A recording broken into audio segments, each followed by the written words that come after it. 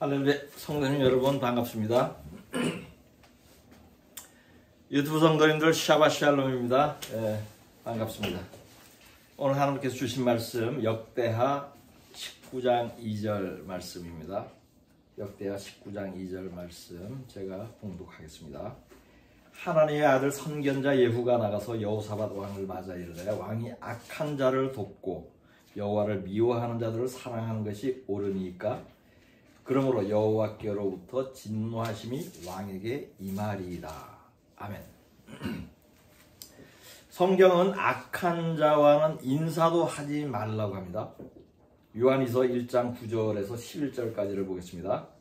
지나쳐 그리스도의 교훈 안에 거하지 아니하는 자는 다 하나님을 모시지 못하되 교훈 안에 거하는 그 사람은 아버지와 아들을 모시느니라. 누구든지 이 교훈을 가지지 않고 너희에게 나아가거든 그를 집에 들이지도 말고 인사도 하지 말라. 그에게 인사하는 자는 그 악한 일에 참여하는 자임이라. 아멘. 이 구절은 하나님의 가르침대로 살지 않는 자를 악한 자로 규정을 하고 그러한 자와는 인사만 하여도 악한 일에 참여하는 것이라고 말씀합니다. 이것은 과장된 표현이 아니에요. 믿는 자가 악한 자와 상종하는 것이 실제로 큰 죄이므로 그렇게 말씀한 것입니다. 하나님은 내가 거룩하니 너희도 거룩하라고 말씀하죠. 거룩하지 않은 것은 생각하지도 말고 말하지도 말고 보지도 말고 먹지도 말아야 합니다. 거룩하지 않은 자와는 교제하지도 말고 동업하지도 말고 결혼하지도 말아야 합니다. 악한 자와 인사도 하지 말라는 의미는 이 모든 의미가 들어있는 것이에요. 이렇게 하는 것을 한 단어로 표현하면 거룩하라는 것입니다. 거룩은 세상과 분리되는 것이에요. 거룩은 더럽고 악한 것으로부터 분리되는 것입니다. 그런데 악한 자를 만나고 인사하는 것은 악한 자와 하나가 되는 것이고 하나님의 거룩을 훼손하는 것이므로 죄가 되는 것입니다. 고린도후서 6장 14절에서 18절까지를 보겠습니다. 너희는 믿지 않는 자와 멍에를 함께 매지 말라. 의와 불법이 어찌 함께하며 빛과 어둠이 어찌 사귀며 그리스도와 벨리알이 어찌 조화되며 믿는 자와 믿지 않는 자가 어찌 상관하며 하나님의 성전과 우상이 어찌 일치가 되며 우리는 살아계신 하나님의 성전이라. 이와 같이 하나님께서 이르시되 내가 그들 가운데 거하며 두루 행하여 나는 그들의 하나님이 되고 그들은 나의 백성이 되리라. 그러므로 너희는 그들 중에서 나와서 따로 있고 부정한 것을 만지지 말라. 내가 너희를 영접하여 너희에게 아버지가 되고 너희는 내게 자녀가 되리라. 전능하신 주의 말씀이니라 하셨느니라. 아멘. 이 구절은 믿지 않는 자와 관계하는 것을 엄격하게 금하고 있습니다. 믿지 않는 자와 함께하는 것을 부정한 것을 만지는 것이라고 표현해요. 그리고 이들과 분리된 사람만이 하나님의 자녀라 그러죠. 그런 사람들에게만 내가 아버지가 된다. 이렇게 말씀하고 있는 것이에요. 시편 10장 4절과 14장 1절을 보겠습니다. 악인은 그의 교만한 얼굴로 말하기를 여호와께서 이를 감찰하지 아니하신다 하며 그의 모든 사상에 하나님이 없다 하나이다. 어리석은 자는 그의 마음에 이르기를 하나님이 없다 하는도다. 그들은 부패하고 그 행실이 가증하니 선을 행하는 자가 없도다. 아멘. 이 구절은 하나님이 없다고 하는 자는 악인이고 교만하고 부패하고 그 행실이 가증하고 선을 행하지 않는다고 말씀합니다. 그러니 이처럼 악한 자와는 상종하지 않아야 마땅한 것입니다. 하나님이 없다고 하는 자는 크게 두 부류예요. 하나는 하나님을 믿지 않는 자입니다. 다른 하나는 하나님을 믿으나 하나님 말씀대로 행하지 않는 자예요. 하나님을 믿으나 행하지 않는 자들은 말씀대로 행하지 않는 자들은 믿지 않는 자와 동일해요. 오히려 하나님께서는 이러한 자들을 더 가증하게 여깁니다. 하나님께서 이스라엘 백성이 가나안에 들어가면 가나안 족속을 모두 죽이라고 했죠. 아이들까지 죽이라고 했습니다.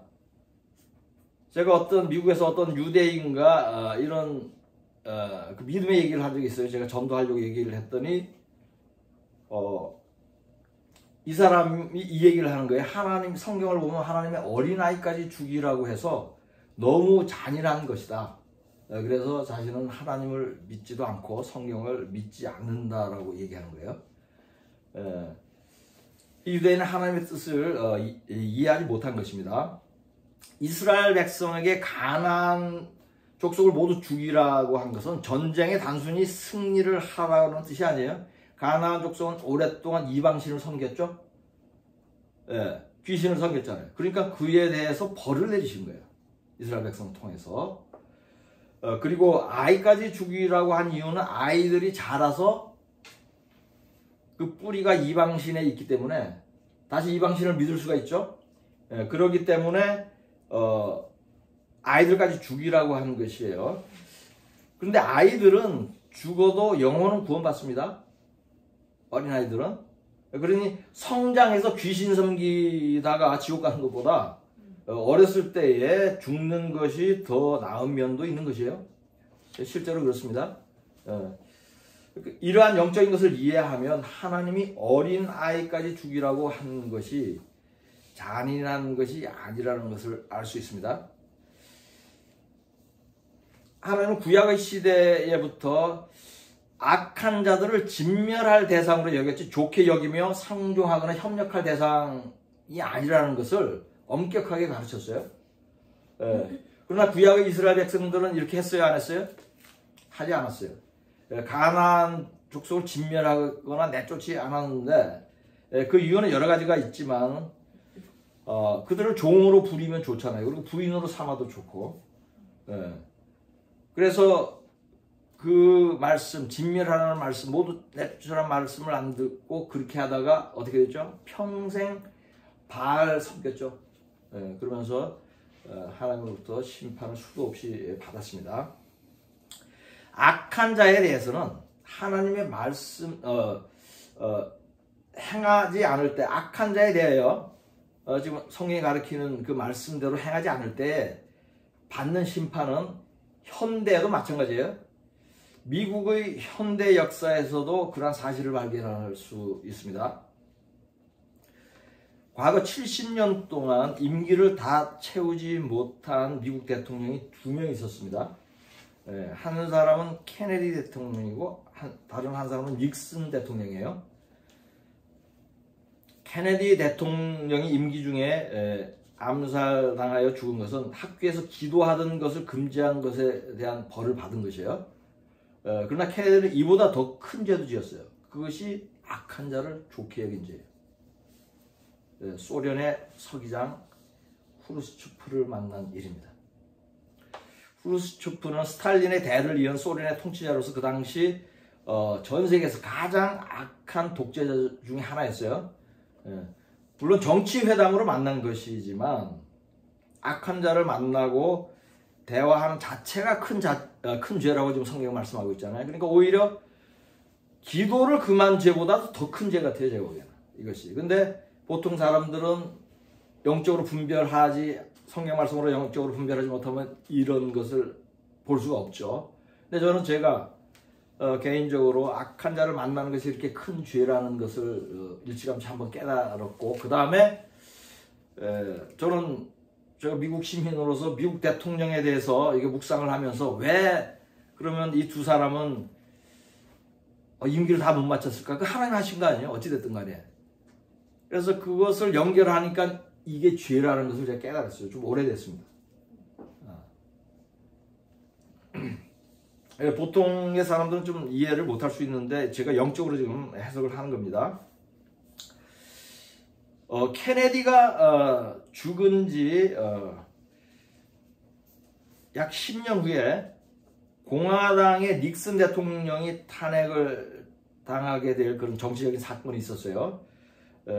닉슨은 탄핵당할 것이, 국회에서 탄핵당할 것이 분명하니까 사직을 했어요. 스스로 사임을 하였습니다. 그런데 왕을 세우기도 하고 폐하기도 하는 분은 하나님이시잖아요. 그렇다면 하나님께서 닉슨 대통령을 사임하게 한 이유가 있는 것이에요. 정치적인 이유는 경쟁 상대방인 민주당의 그 선거본부를 도청한 그 워터게이트 사건이라고 있어요. 그것이 이유가 되어서 사임을 하였지만 정치적으로는 제가 보기에는 그것이 아니에요. 불법 도청이 죄지만은 하나님이 보시기에 그 하나님이 왕으로 세운 대통령 세운 그 사람이 그 불법 도청한 것이 대통령 자리에서 쫓겨날 만한 죄는 아니에요. 성경적으로 보면. 정치적으로는 쫓겨날 죄가 되지만은.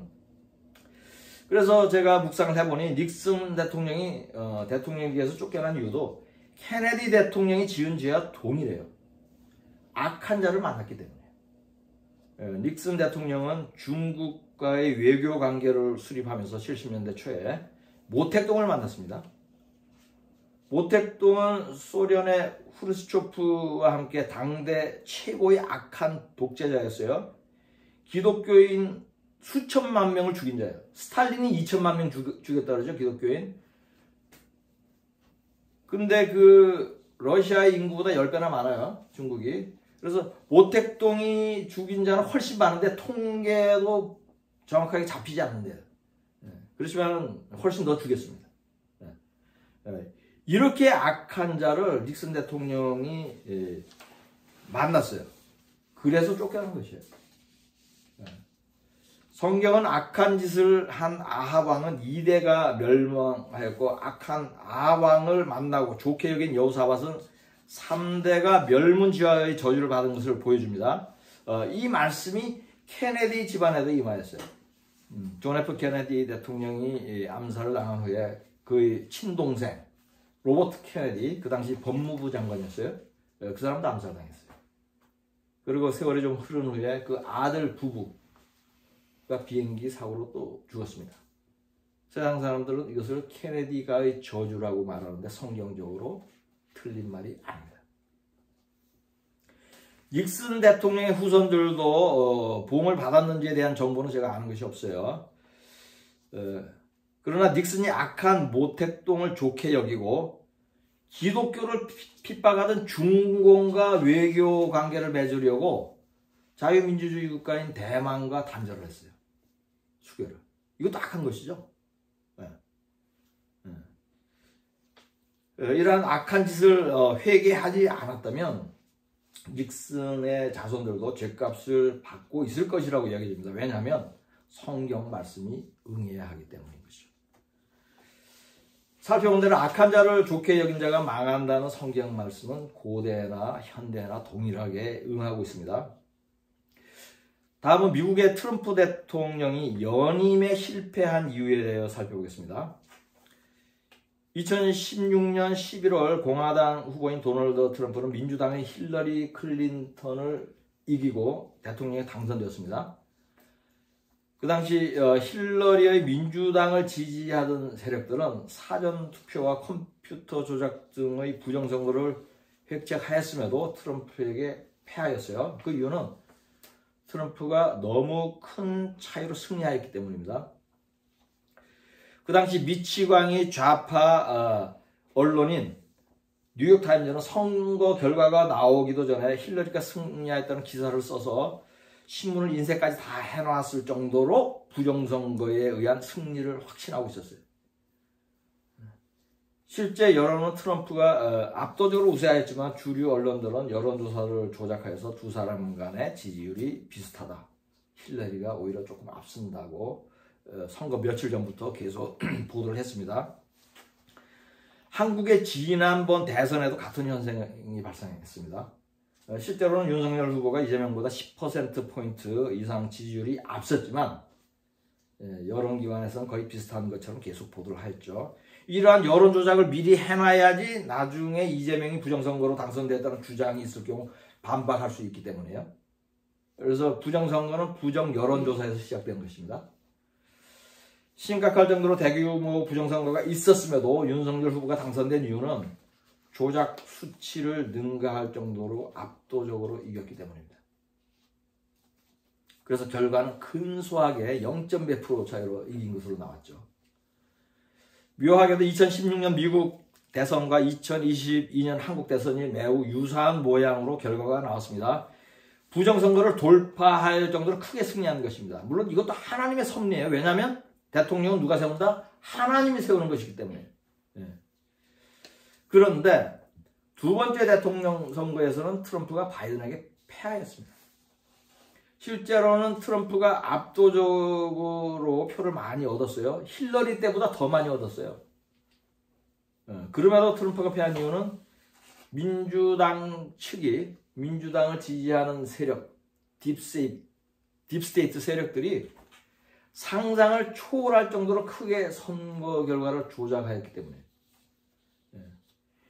힐러리 때 적당히 조작했다가 패한 경험이 있잖아요. 그래서 컴퓨터 조작과 사전 투표 조작을 엄청나게 한 것이에요. 그래서 선거 유세를 제대로 하지도 않았고,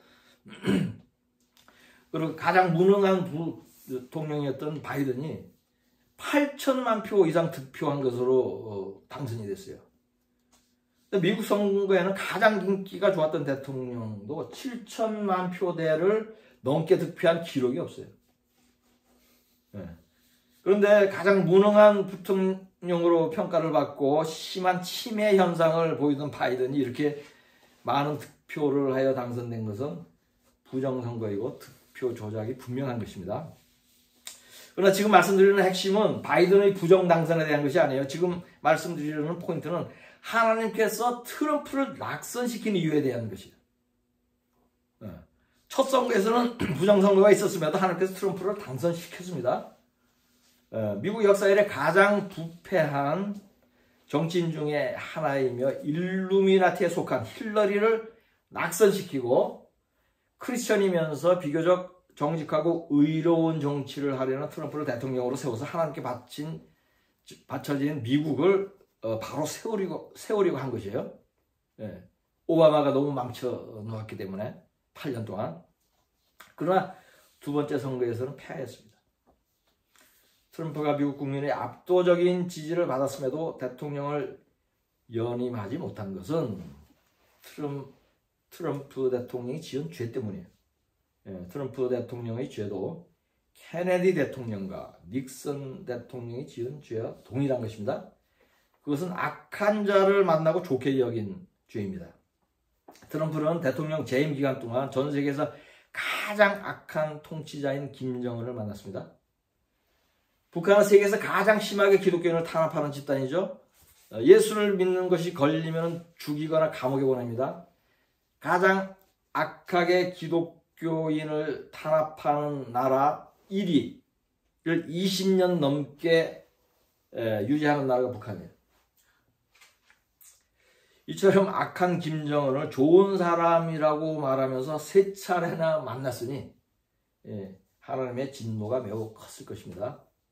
그리하여 대통령 연임을 하지 못하게 한 것입니다.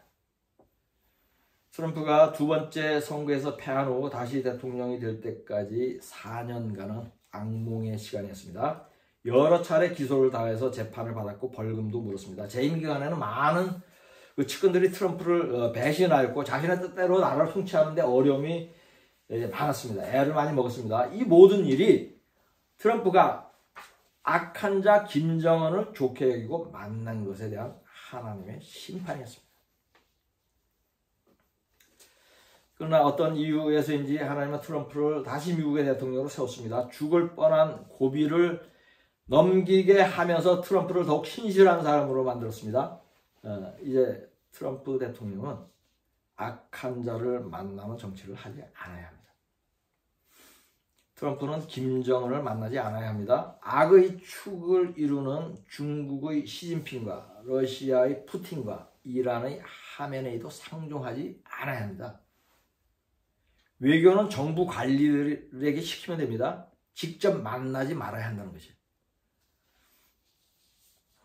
성경은 악한 자와 만나지 않아야 한다는 것을 가르치지만 실제로 악한 자들과는 어떤 정치적 협상도 효과가 없다는 것은 역사가 증명을 합니다. 이러한 사실을 정치에 가장 잘 적용하는 정치인이 한 분 있습니다. 이분은 이스라엘의 네타냐후 수상입니다. 이스라엘은 이란과 절대로 협상하지 않습니다. 하메네이를 만나지 않습니다. 중동의 악한 지도자들을 전혀 만나지 않습니다. 이스라엘을 대적하는 악한 자들에 대한 네타냐후 수상의 정치 철학은 하나입니다. 공격하여 쳐 부수는 것입니다.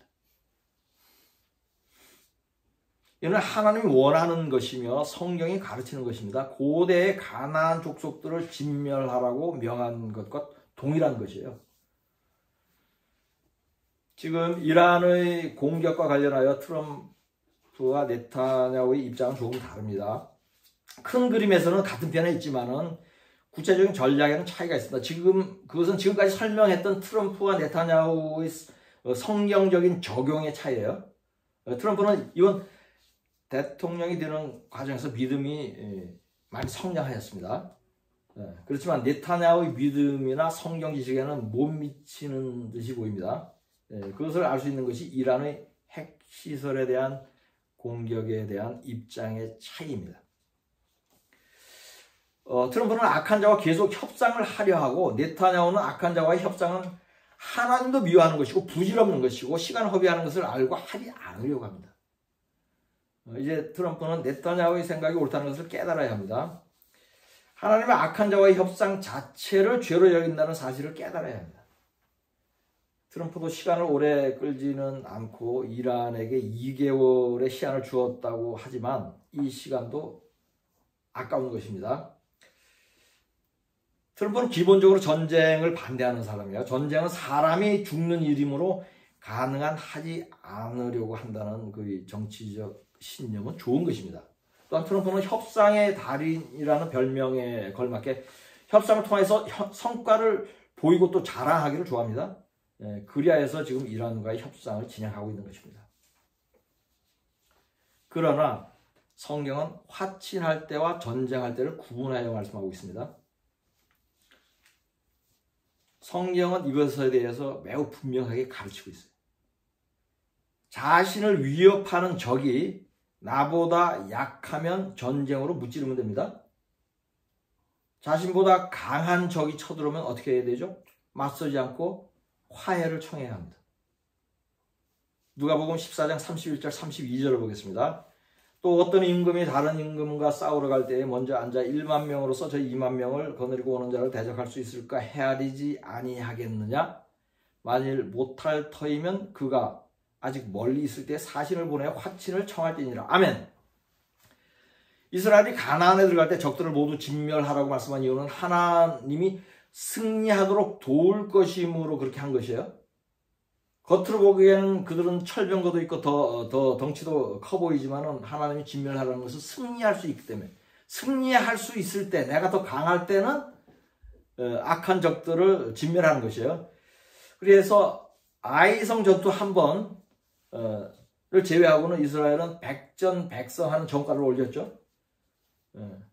선하고 강한 자, 그러니까 악하고 약한 자를 대항하는 방식은 전쟁으로 진멸하는 것이에요. 그런데 악한 자가 악한 짓을 하지 않고 화친을 청하면 그대로 받아주면 됩니다. 여호수아가 가나안을 점령할 때 기브온 백성이 그렇게 해서 살아남았죠. 물론 속아서 그렇게 한 것이지만 하여튼 그들은 화친을 청해서 살아남았어요. 지금 이스라엘이 팔레스타인 가자지구를 공격한 것은 성경적이에요. 하마스는 이스라엘에게 매우 적대적이고 공격을 하는데 힘은 이스라엘보다 어떻게 강해요? 훨씬 약하죠. 이러한 자들은 진멸해야 하는 거죠. 복잡하지가 않습니다. 전쟁에 어떻게 임해야 하는지 그 성경 말씀을 적용하는 것이 어렵지가 않아요. 미국이 후티 반군을 공격하는 것도 성경적이에요. 후티는 미국과 이스라엘에게 적대적이면서 힘은 미국보다 훨씬 약하죠. 후티 반군은 지금 미국의 엄청난 공격을 받고 있지만 전투기 한 대 제대로 띄우지 못할 정도로 약해요. 그러니 후티 반군은 박살을 내버려야 하는 것입니다. 전도서 3장 8절을 보겠습니다. 사랑할 때가 있고 미워할 때가 있으며 전쟁할 때가 있고 평화할 때가 있느니라. 아멘. 이처럼 성경은 무조건 전쟁을 하지 않아야 한다고 말씀하지 않아요. 지금 이스라엘과 미국은 이란을 공격할 준비를 하고 있습니다. 지금 이스라엘은 이란과 전쟁할 때입니다. 이란은 미국이나 이스라엘보다 훨씬 약합니다.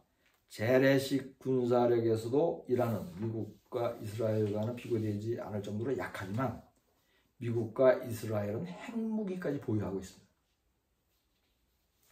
그럼에도 이란은 미국과 이스라엘에게 심하게 적대적이며 죽이겠다는 위협을 하고 있죠. 그렇다면 미국과 이스라엘은 이란을 진멸하는 것이 마땅한 것이며 성경적인 것입니다. 오히려 진멸하지 않는다면 성경 말씀에 어긋나는 것입니다. 네타냐후 이스라엘 수상은 성경을 알고 있습니다. 성경 말씀을 적용하는 지혜도 탁월합니다. 그러므로 중동의 악한 자들과는 아랍 세력의 악한 자들과는 직접 회담도 하지 않고 만나지도 않습니다. 전쟁할 때와 평화할 때를 아는 사람이에요. 그러므로 18년 동안이나 하나님이 이스라엘의 통치자로 세우고 있는 것입니다. 미국 대륙은 하나님이 유대인을 위해서 유대인이 발견하도록 섭리한 땅이고 유대인이 최초로 이주한 땅이었습니다. 지금 미국인이 아메리카 대륙에 사는 것은 아벳이 창대하게 된 후에 셈의 장막에 거한다는 창세기 예언의 말씀이 성취된 것입니다. 창세기 9장 27절을 보겠습니다. 하나님이 야벳을 창대하게 해서 셈의 장막에 거하게 하시고 가나안은 그의 종이 되게 하시기를 원함으로 하였더라. 아멘. 그러므로 미국은 이스라엘의 신세를 지고 있는 것이에요. 셈의 장막에 거하는 임대료를 지불해야 합니다. 지금 이스라엘이 미국의 도움을 받고 있지만 그것은 이스라엘이 미국을 의지하는 것은 아니에요. 하나님께서 미국이 이스라엘을 돕게 하는 것이에요. 그렇게 함으로써 야벳이 셈의 장막에 거하는 임대료를 지불하게 하는 것입니다. 네타냐후 수상은 항상 하나님의 도움으로 이스라엘 혼자서 모든 일을 감당할 수 있다고 말합니다. 미국이 돕지 않으면 이스라엘 단독으로 이란을 공격할 것이라고 라는 말도 했어요. 이처럼 네타냐후 수상은 철저히 하나님을 의지하는 다윗 같은 지도자입니다. 그렇다면 이스라엘은 미국이 돕지 않더라도 이란을 공격할 것이고 그 공격은 승리할 것입니다. 지금까지 살펴본 대로 악한 자를 만나고 협상하고 좋게 여기는 것은 보통의 사람들이 생각하는 것보다 훨씬 큰 죄입니다. 신실한 여호사밧 왕도 아합 왕을 돕고 좋게 여긴 죄로 가문 3대가 멸문지하의 저주를 받았습니다. 본문 말씀 다시 보겠습니다. 하나님의 아들 선견자 예후가 나가서 여호사밧 왕을 맞아 이르되 왕이 악한 자를 돕고 여호와를 미워하는 자들을 사랑하는 것이 옳으니까 그러므로 여호와께로부터 진노하심이 왕에게 임하리이다. 아멘. 여호사밧은 하나님이 선지자를 보내서 경고를 하였음에도 듣지 않았어요. 계속 아합 왕 집안과 교류를 하다가 3대가 멸망하는 벌을 받은 것입니다. 악한 자와 악한 자를 좋게 여기는 자는 세상에만 있는 것이 아닙니다. 교회 안에도 있습니다. 제가 아는 어떤 한 교회에서 있었던 이야기를 하겠습니다. 적은수가 모이는 이 교회에 악한 자 2사람이 한동안 예배를 드린 적이 있습니다. 목사가 인내하면서 선한 사람으로 변하도록 양육을 하였다고 합니다. 하나님 그들에게 영육간에 큰 은혜도 베풀어 주었대요. 본인들도 은혜가 큰 것을 인정하고 목사가 보기에도 큰 은혜를 받고 있는 것을 봤대요. 하지만 그 악한 교인은 회개를 하지 않았어요. 악한 짓을 반복했어요. 본래부터 가진 악한 근성이 변하지 않았습니다. 계속 교회와 교인들을 비방하고 이간하고 또 질투하고 수군거렸어요. 또 권위를 대적하였습니다. 그래야 성령이 출교를 시켰습니다. 그리고 목사는 교인들에게 그 악한 자들은 성령이 출교를 시켰으므로 상종하지 말라고 가르쳤어요. 그러나 어떤 한 교인은 목사의 말을 듣지 않았다고 합니다. 악한 자 상종하지 말라는 목사의 권면을 듣고도 계속 그 악한 자를 좋게 여겼어요. 그래야 이 교인도 성령이 출교를 시켰다고 합니다. 이 사람의 죄가 악한 자의 죄보다 더 큰 것입니다. 이 교인은 여호사밧이 선지자 예후의 말 듣지 않고 계속 악한 자와 교제한 것과 동일한 짓을 한 거죠. 교회의 악한 자와 악한 자를 좋게 여기는 자들이 받는 벌이 출교입니다. 출교는 교인이 받는 벌 중에 가장 큰 것이에요. 이 벌은 대통령이 해임되는 벌보다 더 큰 것입니다. 왜냐하면 출교는 사탄에게 몸을 내주는 벌이기 때문입니다. 고린도전서 5장 5절 6절을 보겠습니다. 이런 자를 사탄에게 내주었으니 이는 육신은 멸하고 영은 주 예수의 날에 구원을 받게 하려 함이라. 너희가 자랑하는 것이 옳지 아니하도다. 적은 누룩이 온 덩어리에 퍼지는 것을 알지 못하느냐. 아멘. 여기서 사탄에게 내준 사람은 죄로 인하여 출교를 당한 자입니다. 이러한 자가 교회 안에 남아있으면 곰팡이가 퍼지듯이 온 교회를 더럽힐 수 있으므로 성령께서 출교를 시키는 것입니다. 교회를 깨끗게 하는 것이죠. 악한 자는 2대가 멸망하고 악한 자를 좋게 여기는 자는 3대가 멸망합니다. 이에 대하여 상세히 풀어놓은 설교가 있습니다. 설교 제목은 제 설교 제목인데 설교 287 이재명에게 투표하면 3대가 저주받는다입니다. 안 들으신 분들은 꼭 들어보실 것을 권합니다. 이처럼 악한 자를 좋게 여기는 것이 큰 죄인 것은 고대에도 현대에도 동일합니다. 나라의 통치자들에게도 믿지 않는 자들에게도 믿는 자들에게도 동일합니다. 그러니 마지막 때에 주변의 악한 자들을 상종하다가 하나님의 진노를 받는 일이 없도록 여러분 모두 깨어 있어야 할 것입니다. 본문 말씀으로 설교를 마치겠습니다. 하나님의 아들 선견자 예후가 나가서 여호사밧 왕을 맞아 이르되 왕이 악한 자를 돕고 여호와를 미워하는 자들을 사랑하는 것이 옳으니까 그러므로 여호와께로부터 진노하심이 왕에게 임하리다. 아멘.